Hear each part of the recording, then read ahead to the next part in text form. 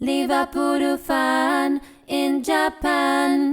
Hello YouTube, Liverpool Fan in Japan here, the Miyazaki Man Si. Now, I know what you're all saying, this is ridiculous, it's crazy, it's not a usual Liverpool target, but hear me out, and there's a very good reason why I'm proposing this, and I wouldn't usually propose any player of this ilk, any player of this caliber, any player of this type, but Harry Kane is an ideal summer transfer target for Arne Slot's Liverpool for many reasons, and the stars have aligned to make this so. Now, will we get him? Probably not. Although proven winners and top quality coaches like Jose Mourinho and Antonio Conte stated it's much preferable and better to buy 30-year-old plus players because they're experienced, they know how to win, they know what they're doing, you want to win right now. They're proven to win everything right now in next season. You don't need to wait until they fulfill their potential. But this is why Liverpool probably should consider targeting him, and I think it completely makes sense. So hear me out until the end of the video, okay? We have a 2-year time span to win everything with our elite players, with our cheat codes, with our Colossus Virgil van Dijk having signed a new 2-year contract. We have 2 more years of Mohamed Salah to break all the records, to be the Golden Boot winger and to lead us to many more trophies in this 2-year period. We have 2 more years of Alisson Becker being absolutely dominant, the handsome Brazilian at the back, keeping us safe behind Virgil van Dijk as well. I would say we have 2 more years of safety with Alexis McAllister before he might seek a new challenge if we win it all as well. Other players thereabouts we could probably cope, maybe Gravenberch, 2 more years before he gets linked to the real big moves away. We made him into the 6 that he is today on Arne Slot, and he is thriving. He plays every single game as well. Any other players thereabouts, we're going to get a big long-term commitment from the likes of Conor Bradley, from the likes of Cody Gakpo as well, probably from Dominic Szoboszlai as well. So let's not mention those particular players because they're going to be here for the immediate future. But 2-year period with Alisson Becker, Mo Salah, Van Dijk means you have the best possible chance within this guaranteed 2 years of their contracts, unless we sell them, but we're not going to sell them, let's be realistic here, of winning everything. Now, we need a number 9. We desperately need a number 9. Núñez didn't quite live up to expectations. The system wasn't suited for him. We know all about our agent of chaos and his misgivings here. Unfortunately, he'll probably move on in the summer. Diogo Jota can't stay fit as well. Luis Diaz isn't a number 9 striker. We desperately need a number 9. Chiesa is not a number 9. He doesn't like playing there, even though he has played there on occasion. He's played there a lot, in fact, in the last season. So we desperately need a number 9, and we're linked with players like Gyökeres, Hugo Ekitike, Benjamin Sesko, for example. There's links to Julian Alvarez, the links to Cunha and João Pedro, and we will go through the whole lot as well with the Salesforce transfer super machine algorithms and show you why certain ones are better than other ones in the Arne Slot system. But why Harry Kane in particular, right? He's smashing it at Bayern Munich. He has won the Bundesliga with Bayern Munich, right? Because Leipzig drew and Leverkusen drew, and now they can no longer match the points tally. So Eric Dyer and Harry Kane, congratulations, they've won their first trophy. So the Harry Kane curse is broken, and now he's got a feel for club level trophies, right? With the Bundesliga title with Bayern Munich. Bayern Munich are heavily linked to Florian Wirtz, and Florian Wirtz has indicated to Xabi Alonso, which is funny because Xabi Alonso is probably like, why are you telling me? I'm going next season anyway to Real Madrid, right? Florian Wirtz has indicated he doesn't want to follow Alonso to Real Madrid. He doesn't want to go to Manchester City. He has his heart set on staying in the Bundesliga and joining Bayern Munich. He's going to cost around 100 million euros at least, if not 100 million pounds. Where can Bayern Munich get that money, and can they afford him with the wages he's going to be on with an expensive asset like Harry Kane, who's aging as well in their squad? They've won the Bundesliga. Harry Kane delivered it for them. Hand on heart, he's probably achieved everything he wants to do in the Bundesliga as well, and he's a natural born and bred Englishman. Coming back to the Premier League is only natural, and he wants to extend his records. It's always been in the plans for him, and he never really had the pace at this particular age range to falter and drop significantly. He is a hybrid 9 and a 10, except in the fact that he's a poacher in the box, a fox in the box that has every finish in the book. He's a clinical finisher. He is still in the top 3 finishers in world football, without a doubt. At least him and Haaland and Lewandowski, probably 1, 2, and 3 respectively, in any given order, right? He can head goals in, he can shoot left foot, right foot, curlers, chips. He's rugged, he's plucky. He's pretty fit as well. He won't press from the front, but that is why the Liverpool system suits him, because Szoboszlai can overlap him and do the pressing for him, because Harry Kane is also a world-class number 10.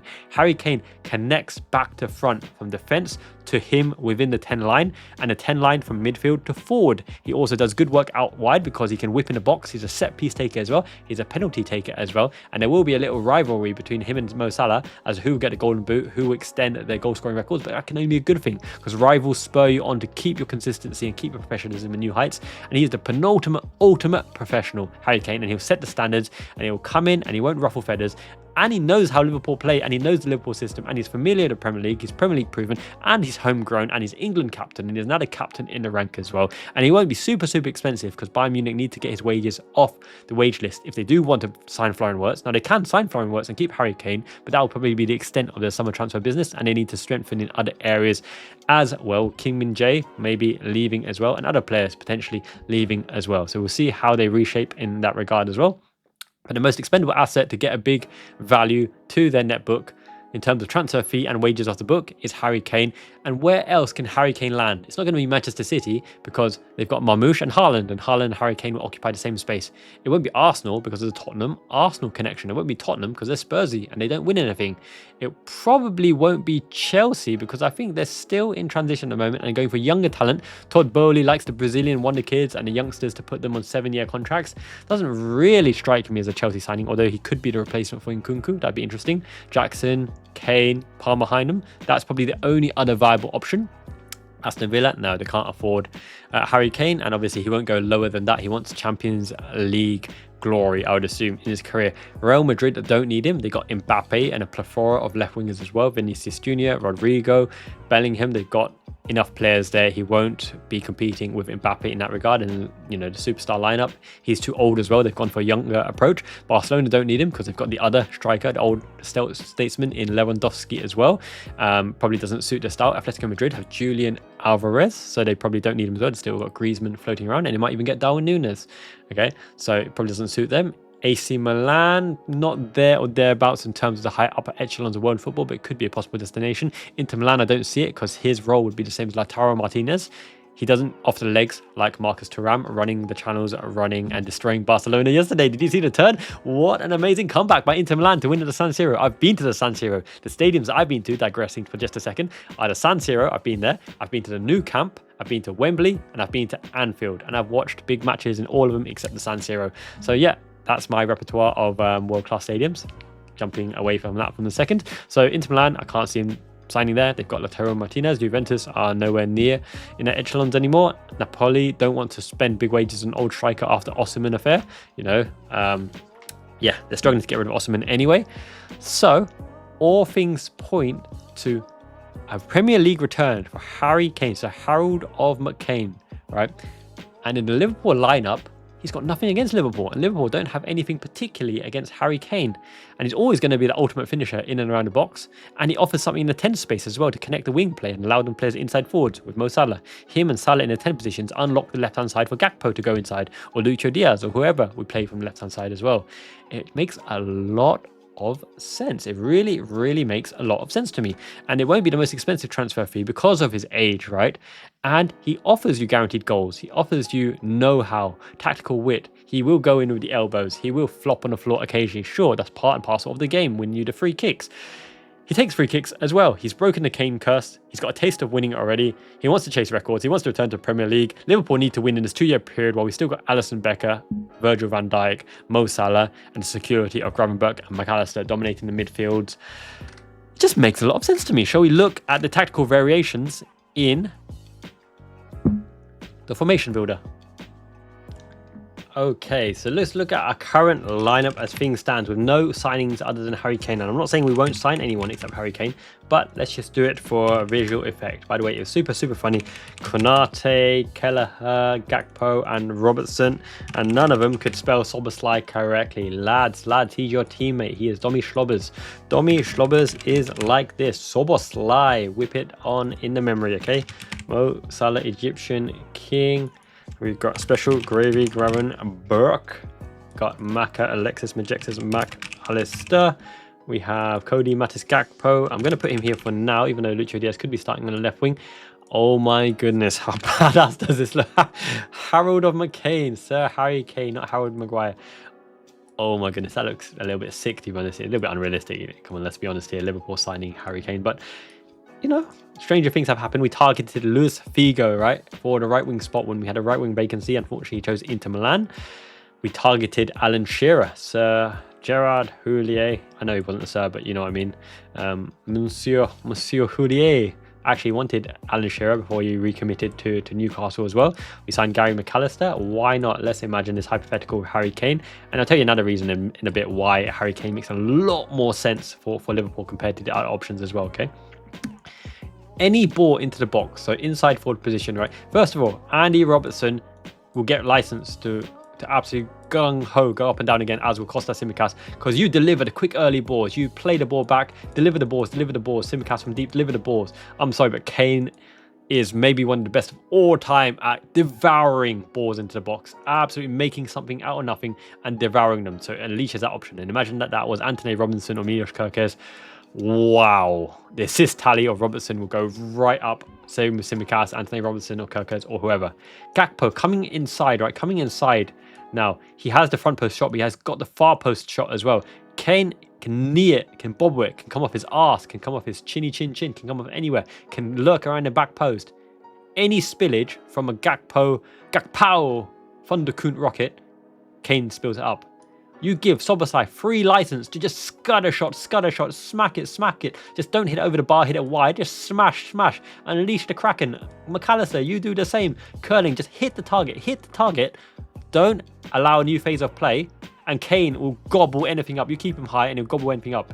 He can hold the ball as well. So if you're pending deep, you hit the ball to Kane in any of the 10 positions, and I guarantee you with his big booty, he'll hold it up like Kenny Dalglish does, better than any other player, any other striker we have, Jota, Nunes, even Salah, whoever, and he will play it off or lay it off to rampaging Bradley or into the channel or in behind or whatever. He is great at hold up play or winning the foul or getting the team up, right? So he will allow you to hit a target man. He's a penalty box poacher, as I mentioned as well. When you got Salah playing on inside forward position and Bradley overlapping as well, Salah with a cute ball in the line, Kane will gobble it up. Salah with a 1-2 to work his way. Ooh, what's going on there? To work his way into the box, and Salah will finish it. Okay, although they have the rivalry there, doesn't matter. McAllister with a cute line ball, and he'll get on the diagonal run and he'll smash it across left-footed. Oh, and I've just got rid of Harry. sorry, Kano. You're not even a Liverpool player, but I already have grown quite an attachment to the thought of Harry Kane in the lineup for obvious reasons. Right, McAllister can thread the ball through as well. McAllister from deep can thread the ball through in that line ball right into the channel against the centre back, and he can hustle and bustle, and he's great with his back to goal, and he's great at holding the man off. There's so many plus sides. If you want to press, right, we usually go with a 4-2-4 press, okay, a 4-2-4 press, in which case it looks something like this. But if he hasn't got the legs to press with intensity, Szoboszlai has been leading the press, either him or Jota. So you lead the press and you allow Kane to be the secondary man blocking the passing lane channels, as Salah does, and Gakpo's more intense, which is why the staggered WW 4-2-4 formation looks kind of like that in the press, right? Looks kind of like that with everyone penning in and pressing it as well. My goodness, the options for Harry Kane, I would put us clear favourites for everything, including Champions League, if Harry Kane signed, even without any other signings. That is how much an impact he can make, right? Sure, he's over 30, he's on the decline, he's aging, but his finishing, his attributes, his play style, his mentality, his professionalism, his desire to win everything, the rivalry with Salah, the way he plays, the way he can connect the dots. I'm taking Harry Kane, right, as the golden goose to win everything with Liverpool next season. If you consider all things, for me, logically, he has to be the one that is the standout striker that could potentially be available. Let's do the comparisons right now. Kane or Cunha, both Premier League proven. Cunha drops into 10th position, plucky Brazilian with a temper. I take Harry Kane. Harry Kane against João Pedro. João Pedro's hot and cold, hit and miss, super skillful, great long shot as well. I take Harry Kane. Harry Kane against Benjamin Sesko. Lanky, tall, skillful, a lot of pace. Doesn't have it all quite together yet. I don't think he's a consistent goal scorer. Not the finished product. You're paying for a lot of potential. And it's going to be expensive, 80 million euros. Not a proven product. I choose Harry Kane. You choose Hugo Ekitike, right? Hugo Ekitike, the link man to Omar Mamouche, right? Back to goal, lanky, gangly, awkward, capable of wonder goals. A scorer of great goals, but not a great goal scorer. I take Harry Kane. Who else? Now, Julian Alvarez. Okay, Premier League proven, young, aggressive, pushes hard, presses hard. Very hard to get out of Atletico Madrid. 90 million they pay, 100 million euros, thereabouts. He is their star man. He would fit Liverpool perfectly. But if you're talking about who has done it at the highest level and has is the better finisher is Harry Kane. More variety of finishing ability is Harry Kane. He's English and he's homegrown as well. He'll want to win things in his last hurrah. Alvarez is faster. Alvarez is a better presser. Alvarez is probably a better link man as well. But I'd still probably take Harry Kane to win things in the next season. Although as a long-term signing, Julian Alvarez would be much better than Harry Kane for obvious reasons, right? So, with those kind of striking options, and we're not talking about the striking wingers, Anthony Gordon, Mbeumo, Semenyo, right? The typical number 9 who will lead our charge, our title charge. Gyökeres is like a Kane in the making. He can bloom late. He needs all the balls funneled through him, but he's a volume shooter and he's got all the shots in as well. But I still think Harry Kane has a more all-around game, especially connecting the play from the number 10 position. And Gyökeres will score you goals, but it facilitates a change of system where we don't funnel the balls to Salah. We get everything to get Gyökeres into goal-scoring positions in and around the D, right? In and around the D, and he will be a volume shooter, so he will miss a lot as well. I'd still take Harry Kane over Gyökeres, but long-term Gyökeres would be the better Liverpool-esque signing as well. So there you have it. That is my reasoning why I think Harry Kane makes a lot of sense for Liverpool. Let me know in the comments below what you think as well, right?